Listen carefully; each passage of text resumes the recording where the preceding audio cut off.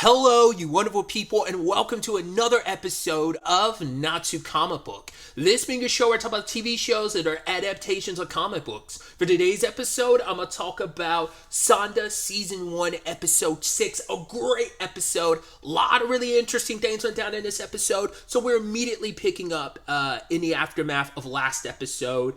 And obviously you have Fuyumura trying to defend Ono, because it's like, right, she's just like, she's not an intruder here and stuff like that. You know, just because she's grown up doesn't mean she doesn't belong here.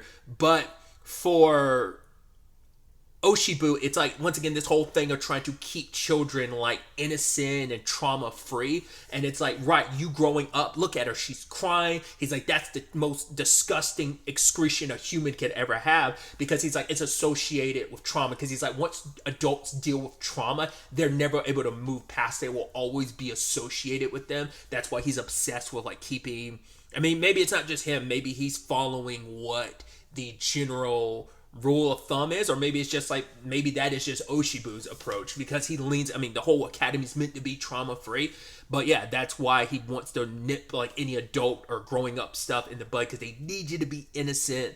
Why exactly? Unclear. I mean, I guess because innocence kind of goes along with youthfulness, and as we can tell, he's obsessed with youthfulness. But all the while this is happening, Amaya and Sanda are overhearing this, and Sanda wants to get involved, but as we learned last episode, he's stuck with his situation of not being able to turn into Santa. And so in that moment, regardless of that, Sanda still's like, right, like, I still have to do this. And he confronts Oshibu. He's like, it's me, I'm actually Santa Claus. But in a moment, Oshibu turns around, his eyes fall out. You're like, what? And it's like, yeah, they're fake eyes. We learned everything about Oshibu is fake except for his hands, which I'm so curious what's the reason for that. I don't know if that's like, even though he's obsessed with being youthful and stuff, like maybe the technology doesn't exist to make his hands useful. Like maybe because it's like, because they replace literally every other part of his body. His organs are gone and been replaced. His heart's been replaced. In fact, we learned that in this universe, like, everyone, basically, you continue to look like you're in your 50s or 60s up until you die, except for your hands and your heart.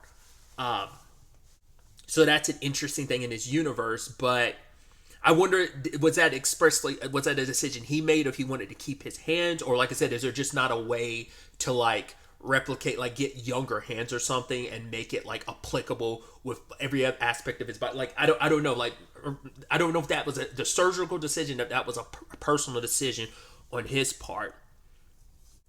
But luckily, Amaya was there to kind of back Sanda up while Oshibu was missing his eyes, because he didn't see Sanda. He heard the voice, but he doesn't know the students enough to fully associate like the voice. So he's like, oh, he doesn't know who Santa is at this point. Luckily, Amaya like buried him under a whole bunch of red coats while but in the process of putting his eyes back in. And when he does, Sanda's underneath all of it, and it's Sanda who struggled so much. It's interesting thing where like Sanda has kind of been holding on to still wanting to be a kid. He's fought the nature of being Santa because he doesn't want to grow up. He has that fear of growing up. I mean, from a societal standpoint in this academy, it makes sense why you wouldn't want to grow up. But it's also like, you know, we even got that flashback of him talking to Amaya and Fuyumura where he's almost like, yo, I kind of wish you guys wouldn't believe in me as much, because he's like, the more you believe in me, the stronger I'm going to get, but also like the harder and heavier those responsibilities as Santa are going to be. It's like, well, great power comes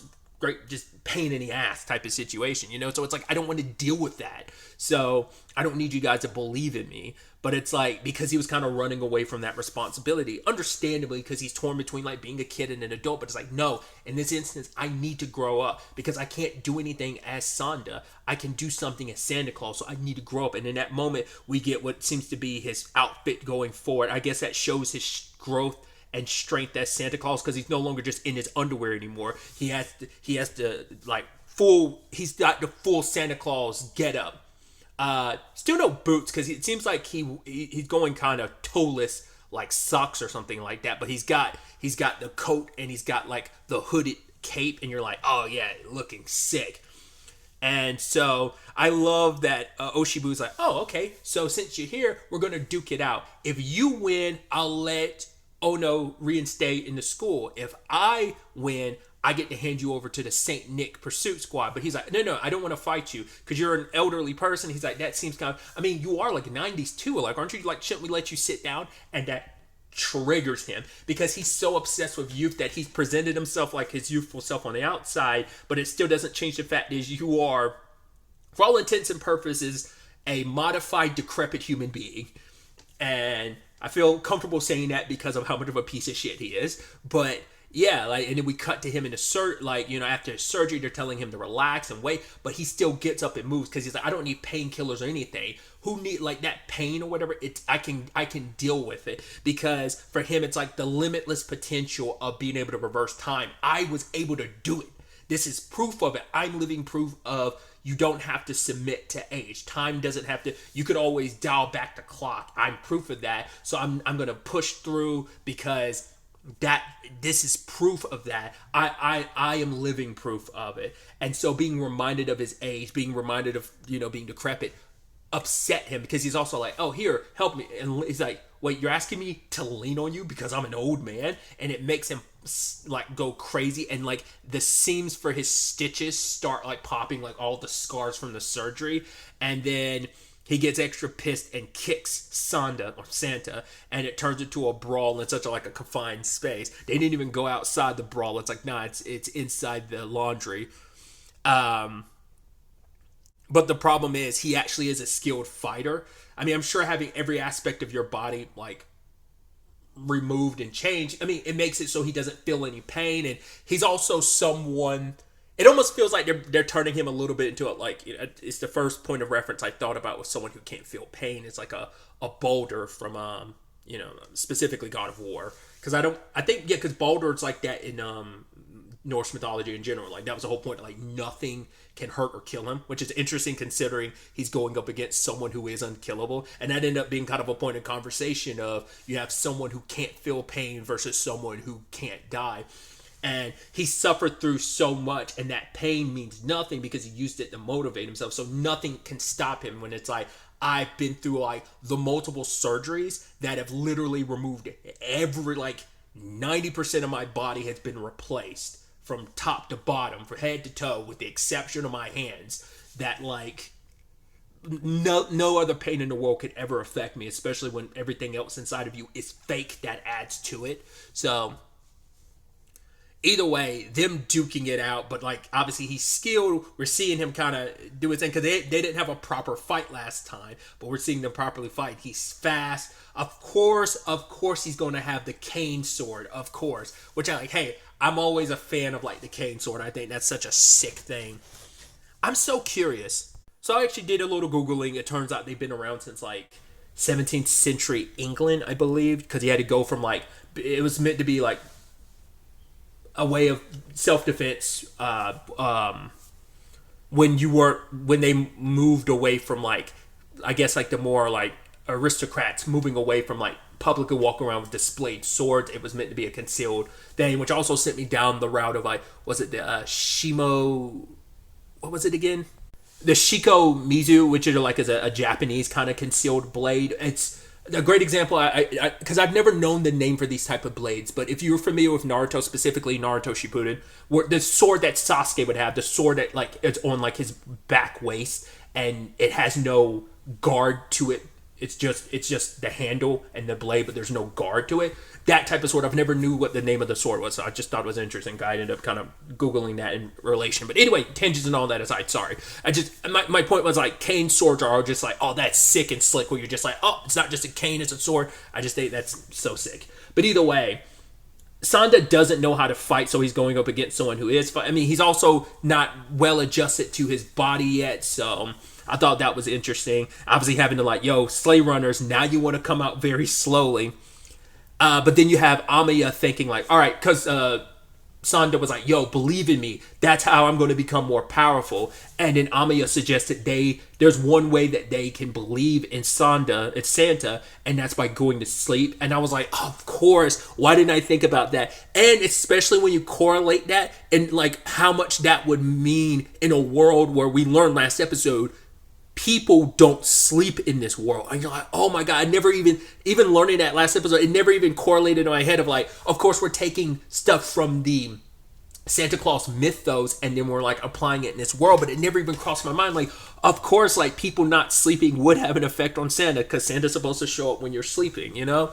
He knows when you're sleeping, he knows when you're awake type of thing. And I was just like, oh, I think that's so sick, dude. I love stuff like that. I think that's such a fascinating, like taking, like I said, stuff like you just take for granted when you're like, you never really, once again, I don't watch enough Santa related stuff to see people play and do their own thing with the mythos, and to see it used in this regard kind of makes you go like, oh yeah, there are these things you generally know and accept about Santa, but you never think about like the applications of it and what it kind of means. And in this moment, they have to pretend to be asleep. I also love the fight too, especially at one point when you're looking at like from a washer, or rather, it might have been washer or dryer, whatever the case may be. When you're looking at through the reflection of them like clashing back and forth, and just like the camera staying on like at one point like on the outside when Santa gets knocked out, but then he dashes back in, but the camera just stays on that like one shot like that. I'm like, stuff like that is just so sick and dope. I mean, I'm also, because if you don't know anything about me, I'm a major, like, swords are my favorite weapons. I've always been obsessed with swords as a kid. So, like, when you're like, clashing of blades and stuff like that, it's just, to me, like, that's how you make me mark out. Like, that is, like, the ultimate nerd boner I will ever get, is sword-related shit. Because I think swords are, like, the coolest fucking thing ever, you know? 33 years old, and that has been the most consistent thing about me in my entire life, has been my obsession and love with and my love for swords. Even though I don't own any personally because I'm too clumsy and I don't trust myself on an actual sword. I think my cousin has a katana she bought, I believe, many years ago. I'm pretty sure she does. Maybe I'm bullshitting. I could have sworn she does. But either way, tangents and all that aside. But that you know, Sanda making his declaration or just wanting to kind of be there for the children, to kind of get them to believe in him again. And that's like how he plans, because you know how he planned on helping everyone is with that power. And in that moment you have like Fuyumura kind of like that belief rising up in her, and her closing her eyes, and you see like that shot. I just love how it's animated too, of just like the heart and the power like resonating from it, and just how like stylized Santa was in that moment when he punched Oshibu, and it seems like he won the fight. He's like, whoa, the fact of the matter is, what kind of power would I have like if I got so many more children to believe in me? If I could get the world to believe in Santa, and then like think about the things I'll be able to accomplish. And then it turns out Oshibu's not done, because he's like, oh, like you think that'll be enough to stop me? And then he proceeds to, like, in a very villainous way, slash and cut at Sanda. It's like, oh, like I'm gonna strike you in all the places where the most painful parts of my surgery, like my spine, my legs being amputated. You're like, oh God. I was like, this is gonna get brutal. And he's like, right. The fact of the matter is, you might be unkillable, but I feel no pain. So eventually you might be, but like there's only so much pain you can endure before you break and you will withdraw from this battle. So I'm like, yo, like how will Sanda come out of this? Especially because it's like, right, you might be unkillable, but you're able to push yourself to some extent. Yeah, you were tanking some bullets last episode and painful, but like this is someone aiming for spots not meant to, because they can't kill you. It's meant to torture you and bleed you and hurt you. But then like we have an old lady there, and initially I'm like, that's not gonna be like Oshibu's mom or something like that. Turns out she's the chief director, so essentially she's like, I guess like him being a headmaster, she's the chief director, so it's like she's his boss essentially. So I guess Oshibu hadn't really wowed out up until this point in the episode. So I guess like so much other stuff that might have popped off at the school, because she even says later on, her name's Toyo, like, oh, nothing goes down in the school without me knowing. And I guess like she let certain things slide, but I guess in this instance it's like, right, Oshibu kind of went too far. And even he was surprised to see her there, and even Santa's like, whoa, I didn't even sense her show up, and she's there drinking. I forgot, and she's like, oh, ooh, the booze is going to my head. It's like, wait, that's sake in that cup? You think it's tea or something, green tea or something. It's like, nah. And she proceeds, and I love, once again, this in itself has been the year for old women, well, more recently, like old women popping off, which is so crazy, because I was going to throw Seiko in there from Don to Don, but you'd also throw in oh God, what's her face? The head of the Kiko family. Once again, I will never forget Jennifer Lopez and Wakanda. But it's like, yeah, the age of like old, small old. I mean, I think that's probably like a trope enough in probably like a lot of Japanese media regardless, but it just, yeah, the timing of it's just interesting this year wise. But it's like, yeah, there she is, like this frail or older woman, and she pops off because she's like, oh, we're basically the same age. If you want to actually be young, she breaks his cane sword and is like, yo, then walk around on your own 2 feet then.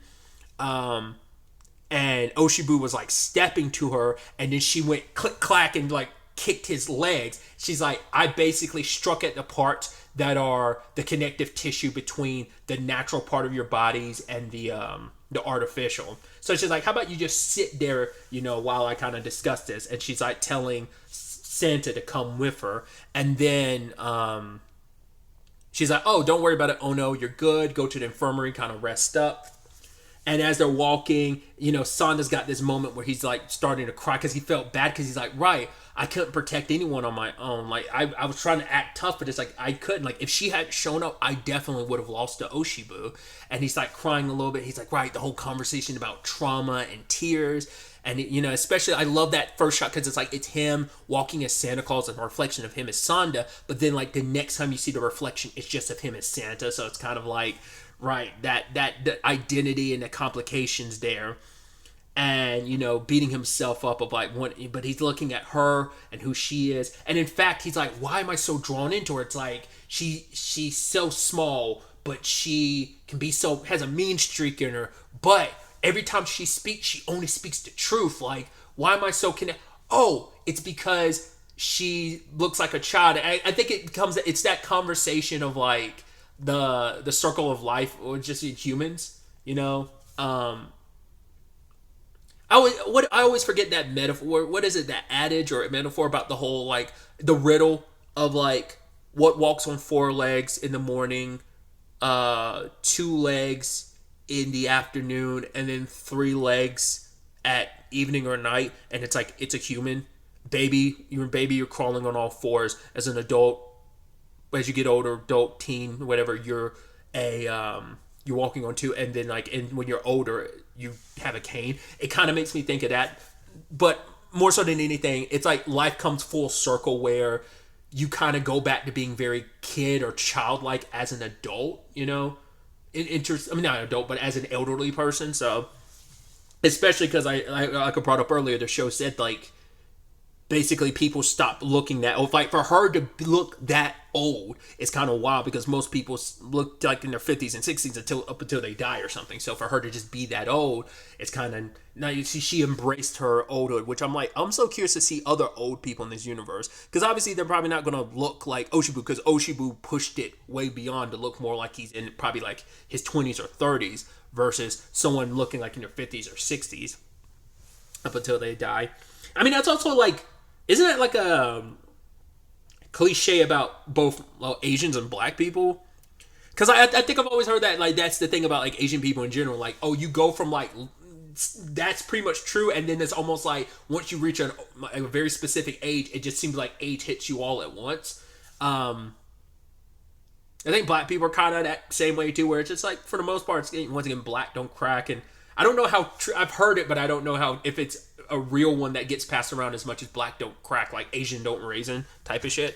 But yeah, I wonder if that's what that's kind of playing into, of us kind of like, yeah, you kind of look your older age up until a certain point, and then all of a sudden much, and when you're kind of in the tail end of your life, it just kind of hits you all at once. You're just like, oh, you kind of aged like all at once. It's like life waited to this moment. Like, that's why I'm like, I don't know if that's kind of playing into that like stereotype or joke. I mean, maybe there is some like validity to, like, on average that typically happens to Asian people or something. I don't know. She ended up saying this interesting thing because Sanda was like, oh yeah, I'm acting like a kid, I'm crying, but she's like, there's nothing more human than the switch between being a kid and an adult. Like that, like, I think there's layers to that, like just from like the puberty standpoint, but I think also from the aspect of like, even as an adult, you still kind of act like a kid. Even as a kid, like you kind of have moments where you have to be an adult too. So like, it feels like there's a little bit of that, and also his circumstances are he literally changes from a kid to an adult. And so he asked her like, yo, can you train me how to fight? Like, the fact is, I want to be able to beat Oshibu the next time we duel. And she's like, can you do it? Can you... Oh, God, what was she... Oh, yeah, can you change this academy? Like, do you have what it takes to put it all on the line? He's like... She's like, okay. God, what was the... Like, I swear there was something else she said to him in that moment. I can't remember off the top of my head now. It's going to bother me. I probably won't remember or see it until, like, I go back to get the thumbnails for the episode. But then we see, like, Oshibu butt naked, stressing about everything. Like, oh, I'm going to find who he really is. So I'm curious to see how Oshibu operates now. Well, like, he definitively now knows that Santa is one of the kids. He didn't know that. It's like, I know you're hidden somewhere. Maybe he thought, like, you were on the outside, you snuck into the academy, but now it's like, you're definitively here. I just don't know where to find you. I mean, that's why you had a St. Nick pursuit team here, but you thought maybe he was just hiding. Now you know for a fact he's one of the students, so that might cause like a witch hunt type of situation. We'll see how that plays out. But also, he's probably going to be restricted in what he can do because of Toyo, like getting involved. So then we had the post-credit situation where Fuyumura is talking to Ono about everything, about like, she's like, oh, so Sanda can turn her inside. It's like, yeah, anytime he wears something red. And she's like, oh. And it's like, oh, guess like what makes him turn back in kids? It's like, oh yeah, these bratty beans. It's like, oh, really? It's like, yeah, I don't know why, but that's how it works.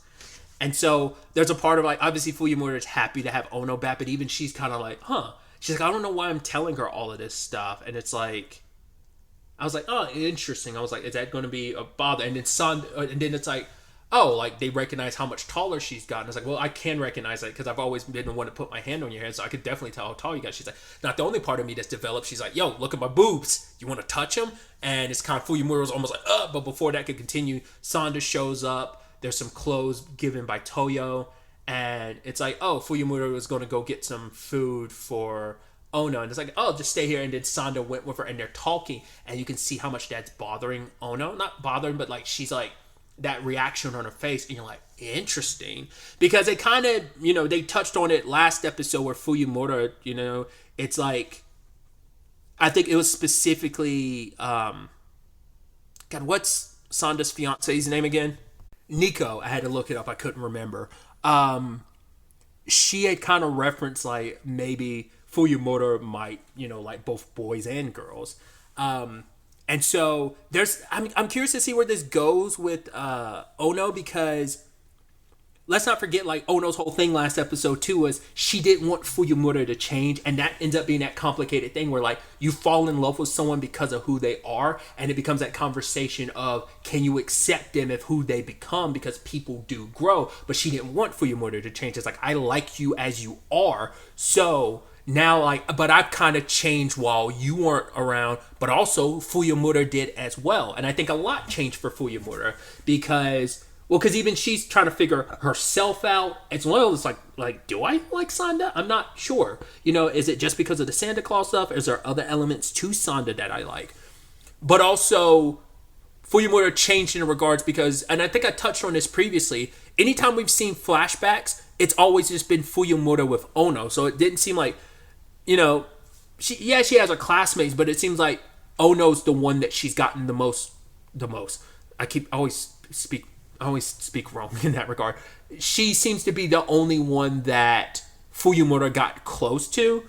I mean, in fact, it almost feels like, I wonder, is Nico like the only other person she's ever had a conversation with, like for extended period of time outside of Sanda and Amaya? But that's the point I'm making, where it's like, Ono, it's like, you were like, Fuyumura only had Ono, and Ono kind of only had Fuyumura, and now she comes back and it's like, oh, you have other people, you have Sanda and you have Amaya, like you've kind of grown out of your shell, and it's like, it's proof of you're not the same Fuyumura I know when I left. So adjusting to that, and potentially it's like, oh, do you not feel that way about me anymore? And it's like, well, she's figuring stuff out, so does she still not feel the same way about Ono that she did before? Does she feel that way about Sanda now?